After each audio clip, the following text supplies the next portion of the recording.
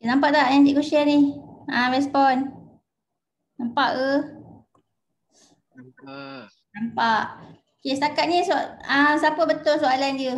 Setakat ni. Ada tak soalan dia semua betul? Setakat yang kita bincang, ada tak? Okay, sikit pula. 10 orang je, mana yang lain? Tak ingat. Tak ingat pula dah. Okay. So, antara berikut yang manakah menunjukkan sebuah transformasi? Okay, kalau sebuah transformasi, dia punya, bila dia transform, dia masih yang sama. Macam ni kan, bulat transform jadi bulan. Salah. Ni bukan transformasi. Ni pun daripada bentuk ni tiba-tiba jadi segitiga. Tak. Ni daripada bentuk ni tiba-tiba jadi macam ni. Tak. Transformasi macam ni . Bentuk yang ni bila pindah, dia akan jadi yang sama juga. So inilah transformasi. Okay. Jawapannya D. Okay, next. Okay, rajah di bawah menunjukkan jarak, graf. Graf jarak melawan masa bagi 4 buah kereta PQRS. Kereta manakah yang bergerak dengan laju tak seragam? Okay, kita tengok graf yang first ni. Kalau lah ni jarak dia 5 kan, 5 kilometer. Ni kosong ni masa, bawah ni masa. Contohnya ni masa 1 minit, 2 minit, 3 minit, 4 minit. Okay, kamu tengok kalau masa 1 minit dia berada 5 kilometer. 2 minit pun 5 kilometer. 3 minit pun 5 kilometer, 4 minit pun 5 kilometer. Kamu rasa dia bergerak ke tak sebenarnya? Kalau macam ni, respon. Bergerak ke tidak? Dia bergerak ke ataupun dia pegun, dia statik? Ni graf yang ni cepat respon, cepat habis. Respon lah. Kamu rasa yang ini, graf yang ini, dia bergerak, contohnya bayangkanlah ni kereta. Kereta ni bergerak ke tidak Kalau 1 minit dia berada 5 kilometer, 2 minit pun 5 kilometer, 3 minit pun 5 kilometer, 4 minit pun 5 kilometer. Sebenarnya dia bergerak ke tidak? Ya, dia tak bergerak So tak bergerak. So ni bukanlah laju bukanlah pasal dia tak bergerak lah. So tiada laju lah tiada laju. Laju dia kosong. Okay. Kalau soalan macam ni lah. Ni vektor R ni. Okay. Ini graf, ni dia ada garisan condong macam ni. So ni mestilah ada kecerunan, betul tak? Okay. Ni kecerunan. Kalau kamu kira kecerunan graf ni, kamu akan dapat dia punya laju. Ni graf apa? Ni graf jarak lawan masa. So kalau kamu kira kecerunan graf, kamu akan dapat laju dia. Okay, contohnya kecerunan, tahu kan macam formula nak kira kecerunan? Siapa ingat formula nak kira kecerunan? Okay. Y2 tolak Y1 per S2 tolak X1. Okey, maksudnya dia akan ada 2 koordinat lah. Contohnya kamu ambil koordinat yang ni. Okey, 0, 0, kamu ambil dengan koordinat yang ni. Apa-apa koordinat lah ni. Contohnya apa? Contohnya ni 8 ke kan? So kamu masuk formula Y2 tolak Y1. Ni X, ni Y. Ni X, ni Y. Okay, kita buatlah 8 tolak 0. Yang ni 8, X pula 8 tolak 0. Dapat apa Kecerunan je 1. Okey, kalau kecerunan je 1, maksudnya kan sepanjang garis ni 1. Okey, kalau kamu pakai koordinat ni, 2 koordinat ni kamu akan dapat kecerunan je 1.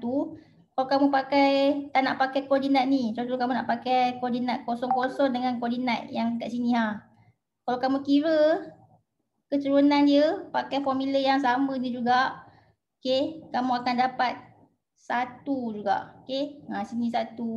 Kalau kamu nak pakai koordinat yang sini pun akan dapat 1. Tak kisahlah mana-mana koordinat sepanjang garis ni, kecerunan dia sama. Kecerunan dia satu. Okey. Itulah kecerunan graf kalau garis lurus. Okey, so apa maksud satu ni? Inilah kecerunan dia. Allah, siapa pula contoh cikgu punya ni? Sekejap Okey, siapa contoh? Okey, sekejap. Macam mana nak clear ni? Okey. So kalau kecerunan dia satu, okey, kalau kecerunan dia satu, maksudnya laju dia satulah. Sebab kecerunan graf, yang kamu kira kecerunan graf ni mewakililah laju. So kecerunan satu, laju dia satu.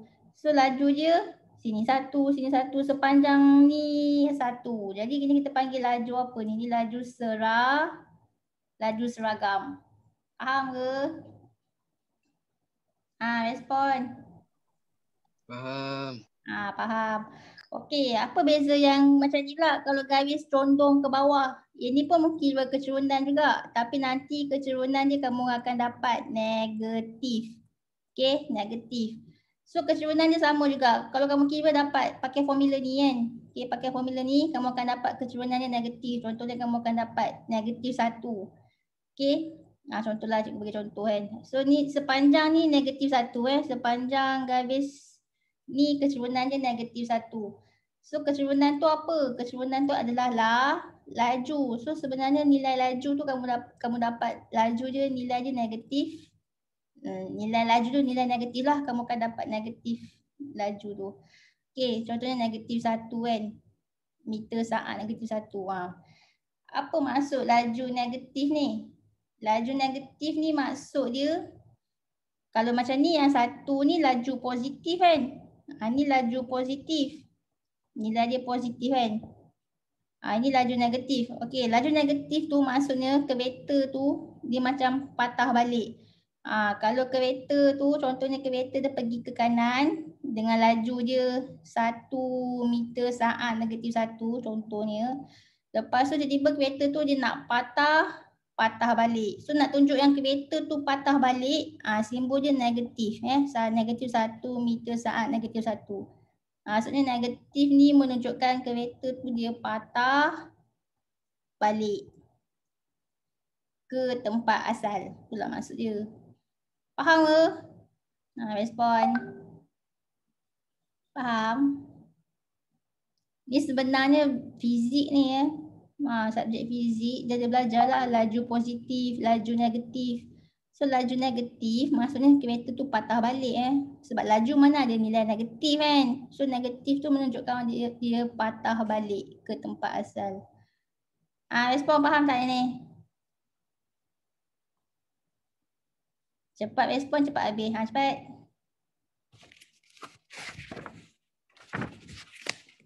Faham ke? Okey, faham. So, kita tengok yang ni pula.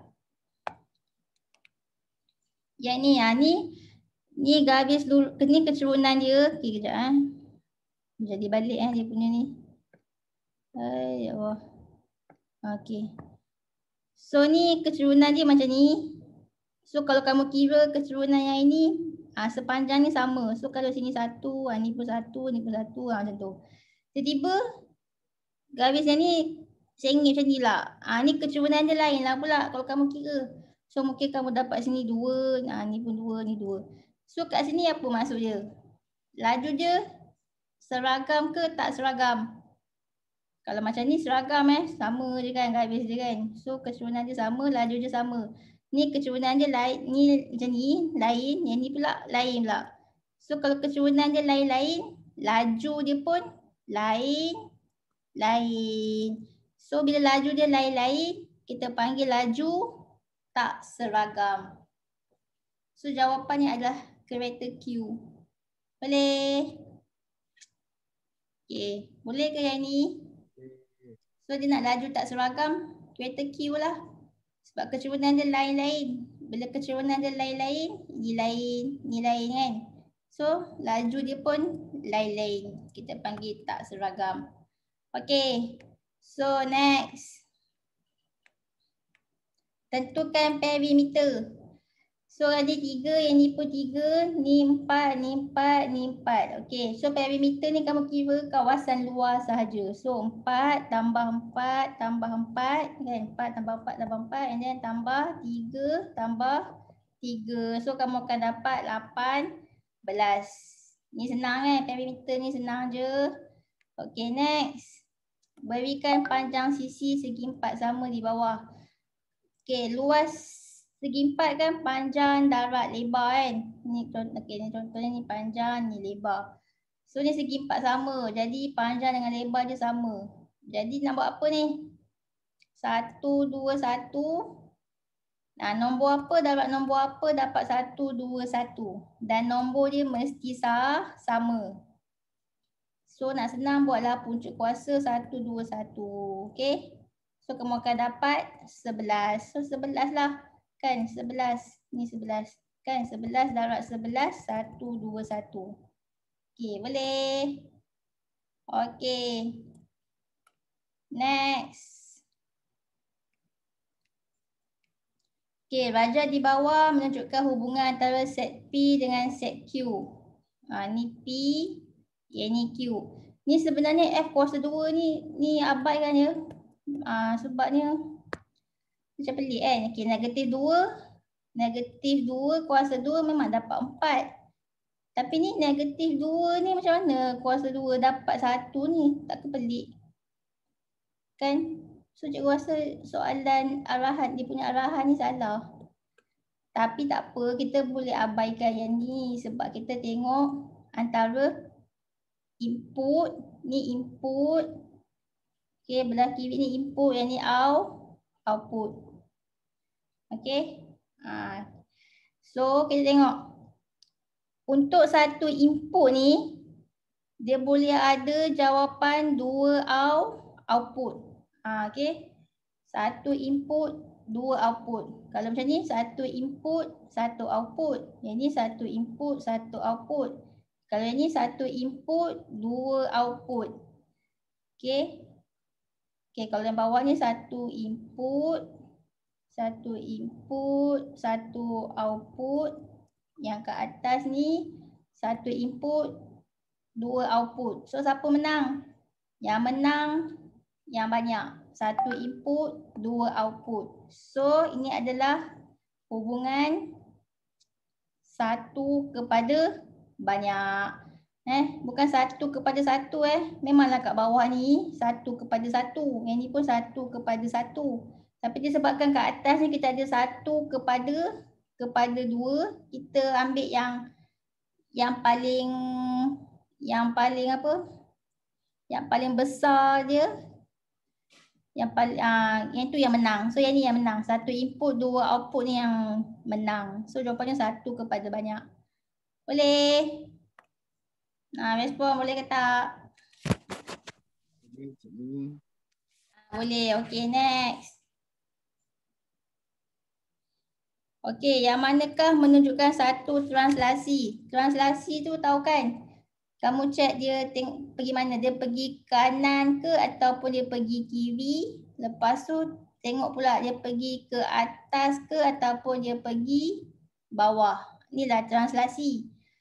So, yang logik ni apa?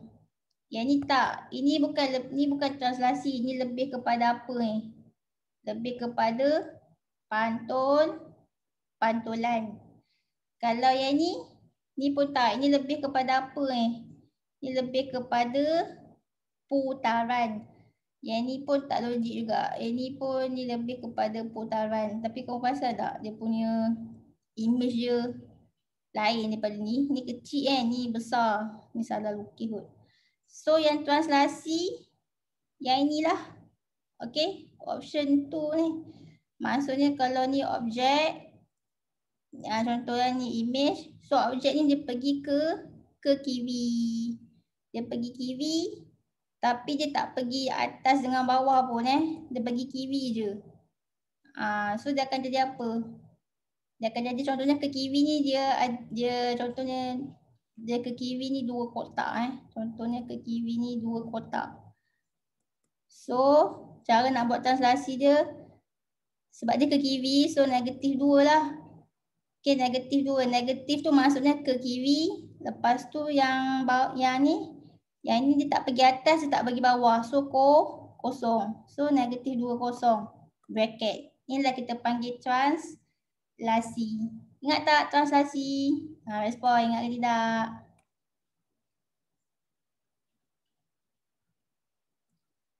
Tapi soalan ni yang mana satu translasi kan, dia bukan suruh bagi nilai. So soalan ni senang je lah. Okay, respon faham tak ini? Cepat respon, cepat habis. Respon lah.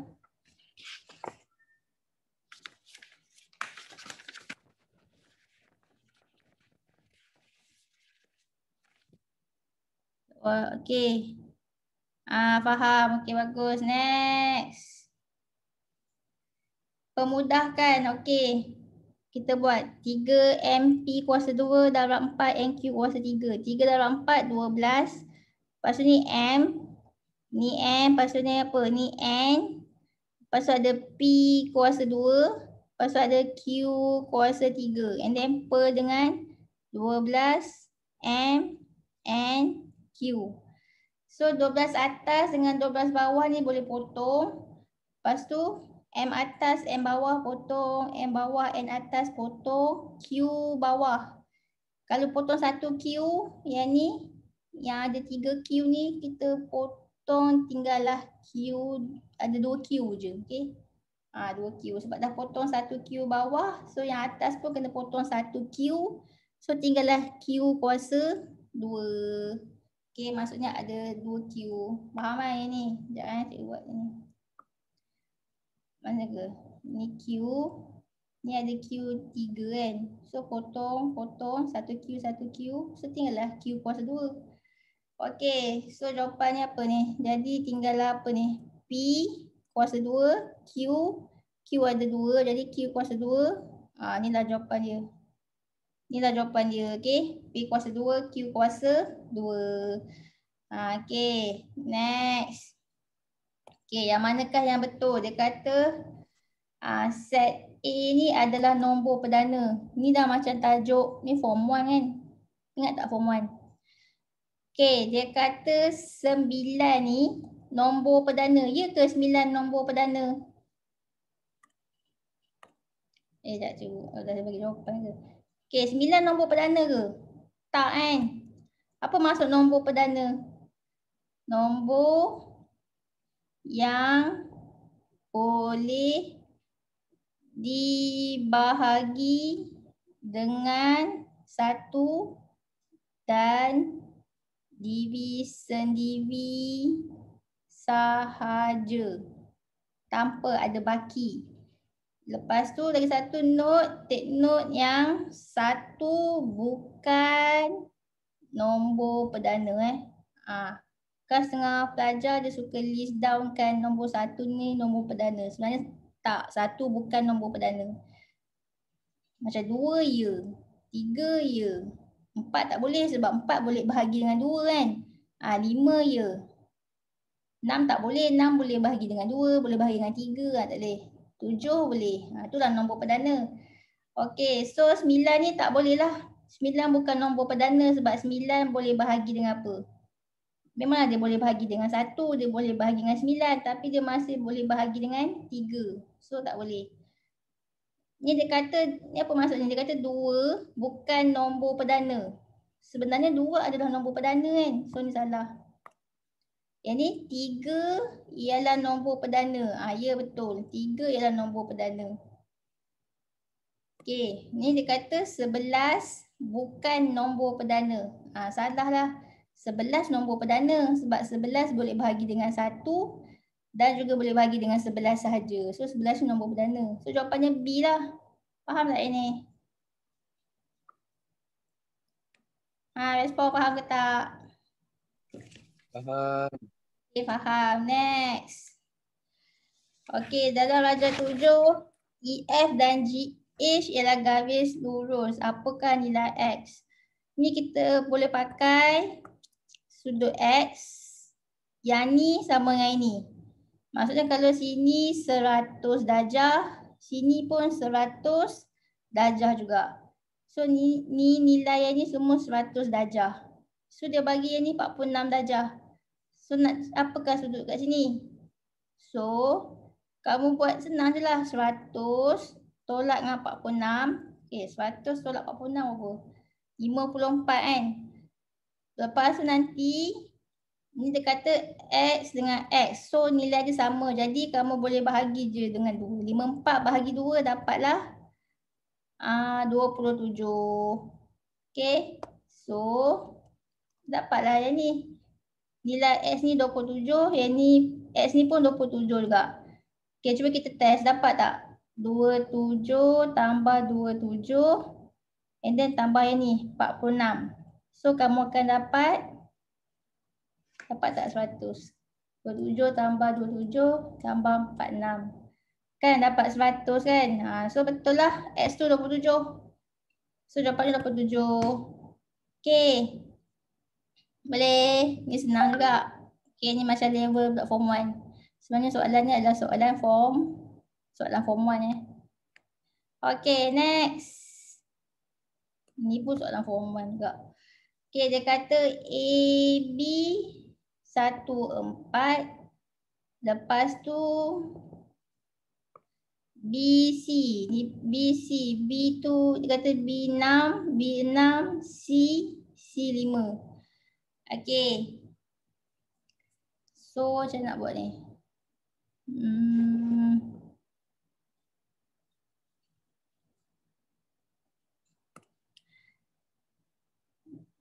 Okay, kalau macam ni, macam nak buat? Sekejap.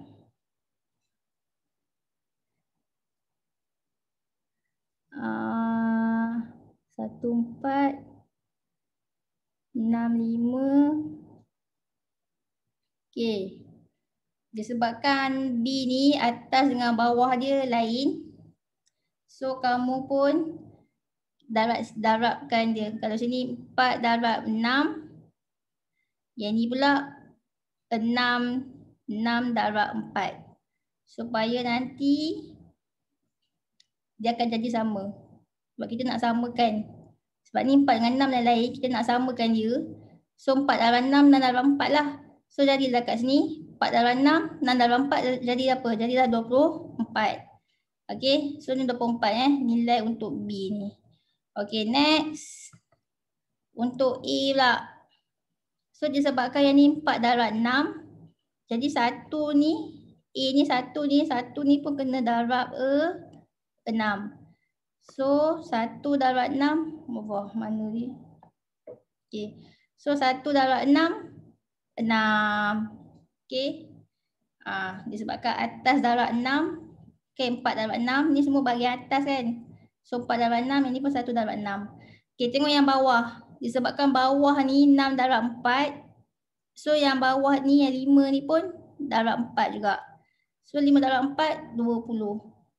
So ni lah jawapannya. 6, 24, 20. Kamu kena samakan B ni. Sebab B dia ada 4, ada 6. So nak samakan, kamu kena darabkan dia antara satu sama lain. So kalau atas darab 6, so yang ni pun darab 6 juga. Bawah darab 4, yang ni pun darab 4 juga. So dah sekalikan, dapatlah ni.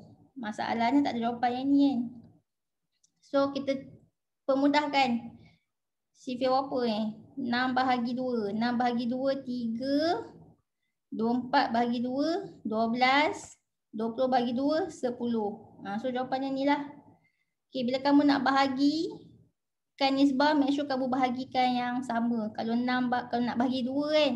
So make sure 6 bahagi 2, 24 pun bahagi 2, 20 pun bahagi 2. Mesti sama lah. So dapatlah 3, 12, 10. Respon faham ke ni? Ni tajuk nisbah. Boleh? Respon.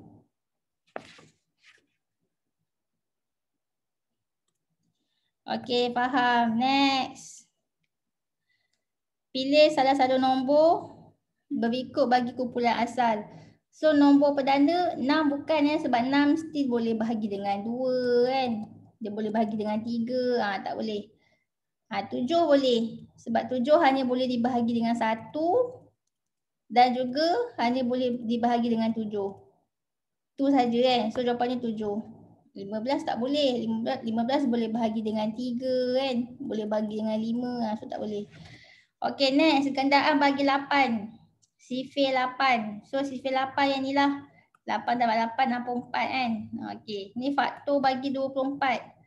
So tengok faktor tu apa maksud dia. Faktor ni yang boleh, nombor apa yang boleh dibahagikan. 24 boleh bahagi dengan nombor apa tanpa ada baki. So 24 boleh bahagi dengan 6. Kan? So jawapannya 6 lah. Tanpa ada baki. Ni nombor genap ni. 6 pun nombor genap. 64 pun nombor genap. So bagi je apa-apa jawapan. Okay. Jawab 6 pun boleh, 64 pun boleh. Okay, next. Tentukan sama ada nisbah berikut ni berkadaran atau tidak.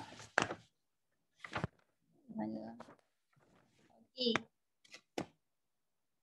Tengok ni, 3, 5, 40, ini 7, 8. Okay. Macam mana 3, 5 ni boleh dapat 7? Dia bahagi dengan apa ni? 3, 5 bagi 7. Dia bahagi dengan 5 kan? Dia bahagi dengan 5. So 3, 5 bahagi 5 dapat 7. 40 bahagi dengan 5 dapat 8. So dia bahagi dengan 5. Maksudnya ni berkadaran lah. So dia berkadaran. Okay, tengok yang ni. 9, 16, 3, 4. Okay, macam mana 9 boleh dapat 3? Dia buat apa ni? Dia buat 9 bahagi 3. Yang ni 4 ni.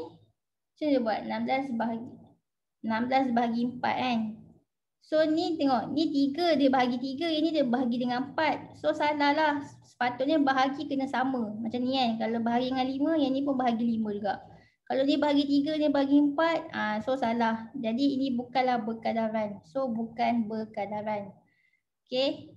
Boleh. Okay. Next. Sekejap. Okay, ni pula 3, 6, 4, 2, 7, 48. Okay, kita tengok macam mana 3, 6 boleh bahagi dengan, boleh dapat 27. Dia buat apa ni? Okay, dia buat ni, 3, 6 bahagi dengan 1.3. So, 3, 6 bahagi dengan 1.3, 27. Lepas tu 64 bahagi dengan 1.3. Dapat, berapa lah? 64 bahagi 1.3. Oh, ni 49 Sekejap 64 bahagi 1.33. Oh, ni 1.33 silap. Dia ambil 2 tempat perpuluhan. So, okay, kita buat balik. 36 bahagi 1.33 dapatlah 27. Lepas tu 64 bahagi 1.33 dapatlah 48. So, dia bahagikan dengan nombor yang sama. Dapat jawapan yang bawah ni. So, ini adalah nisbah berkadaran. Faham ke? Nisbah berkadaran ni. Ini nisbah berkadaran lah. Okay, respon faham ke tidak Okay, boleh. Faham. Okay, next. Ni pun tajuk form 1 kan? Bukan tajuk form 2 Okay, next. Okay, dia kata nombor yang tidak boleh dibahagi tepat dengan 2. Mestilah nombor ganjil. Kan nombor ganjil apa? 1, 3, 5, 7. Boleh tak ni semua bahagi dengan 2? Tak boleh kan? So nombor ganjil. Okay, ni urutan ini bermula dengan 0, 1, 1 dan sebutan seterusnya diperolehi dengan menambah 2 sebutan sebelumnya. 0, 1, 1. Lepas tu nombor yang seterusnya diperolehi dengan menambah 2 sebutan sebelumnya. So 1 tambah 1, 2. Macam tu. Ni 1 tambah 2, 3. 2 tambah 3, 5. Ni nombor apa? Ni kita panggil nombor Fibonacci. Ni nombor Fibonacci. Okay. Soalan ni keluar pula nombor Fibonacci. Ingat ke ni? Kamu ingat ke pasal Fibonacci ni? Respon. Ingat. Oh, ingat. Okay, bagus. Okay, next. Nombor yang boleh dibahagi dengan 2. Mestilah nombor genap. Okey, contoh nombor genap 2, 4, 6, 8. So ni semua kita boleh bahagi dengan 2. Okey, next ni aturan geometri pada perkali binomial dalam sebuah segitiga. Ni yang segitiga yang tadi tu, yang ada soalan segitiga tu kan, yang ada petak tu. Yang ada petak, lepas tu dia buat apa? Yang setiap hujung tu ni satu, lepas tu yang kat tengah tu hasil tambahan. Borok je buat. Okey, ni semua kita panggil apa ni? Segitiga. Mestilah segitiga Pascal. Okey. So ni segitiga Pascal. Alah, soalan yang tadi tu. Okey. Yang kita buat tadi tu. Okey, next. Okey, ni pasal bulatan. Okey, so titik P ialah pusat bulatan. Okey, P ni pusat bulatan. Lepas tu garis lurus RPT. RPT ni adalah diameter. Lepas tu bulatan QRST. Ini adalah lilitan. Ni senang je. Okey, label-label je. Okey, lepas tu ada soalan 3 struktur. Okey. Ni rajah menunjukkan sebuah bulatan dengan pusat Q, jejari bulatan dia 20 cm. Diberi perbentas JKLM masing-masing 32 cm. Okey, dia kata JK 32 cm. JK. So, 32 bahagi 2 dapat apa? Kita nak dapat yang so, 32 bahagi 2 dapatlah sini. Ni 16, ni 16. 16 cm. Ni 16 cm, ni 16 cm. Okey. Lepas tu yang ni LM. LM ni dia kata panjang dia 24. So, berapa kat sini? So 24 bahagi 2 dapatlah yang ni 12 cm, yang ni pun 12 cm. Okey, dah label kan? So settle. Dia nak cari panjang apa? PQ. Dia nak panjang PQ yang ni Okey, sebelum tu kamu kena cari dulu panjang yang ni berapa. Okey, macam nak buat? Dia dah bahagi dah jejari 20 cm. Jejari tu apa maksud jejari? Jejari tu daripada pusat ke lilitan. Ni kita panggil jejari. Yang ni jejari, ni jejari, ni jejari. Semua ni jejari lah. Okey, sekarang ni kita buat ini. Ni jejari. Dia kata 20 cm. Ni dia dah bagi dah 16. So kamu nak kira yang panjang PO ni. Ni dah pakai apa ni? Ni dah pakai segitiga teorem Pythagoras teorem Pythagoras. Okey. So kamu nak cari ni. Cikgu buat ni X. Okey, yang mana satu hypotenuse? Cikgu buat ni lah segitiga besar sikit. Sini, sini. Ni sudut tegak. Ni 16, ni 20, ni X. Okey, yang mana hypotenuse? Respon. 16 ke 20 ke X? 20. 20 ni hypotenuse. Okey, 20 ni hypotenuse. Yang 16 ni bukan hypotenuse. Okey, bukan hypotenuse. X pun bukan hypotenuse. So kamu nak cari X. X tu bukan hypotenuse. So kalau bukan hypotenuse, kamu buat apa? Tambah ke tolak? Respon. Tambah ke tolak? Tolak. Tolak. Besar tolak kecil. So 20 kuasa 2 tolak 16 kuasa 2 punca kuasa. Dapat apa? 20 kuasa 2 tolak 16 kuasa 2, kamu akan dapat 144. Nanti punca kuasa je, kamu akan dapat 12. So X ni adalah 12. Faham ke? So X ni adalah 12. So settle yang itu. Okay, next. Alamak, 5 minit. Lagi 4 minit dah. Okay, ni OL. OL, okay, ni kita buat jejari yang ni. Ni jejari dia 20 cm. Okay, yang ni 12. So, kamu nak cari OQ. Ni sudut tegak dia. So, ni pun sama juga. Segitiga teorem Pythagoras. Okay, so Okey, sekejap.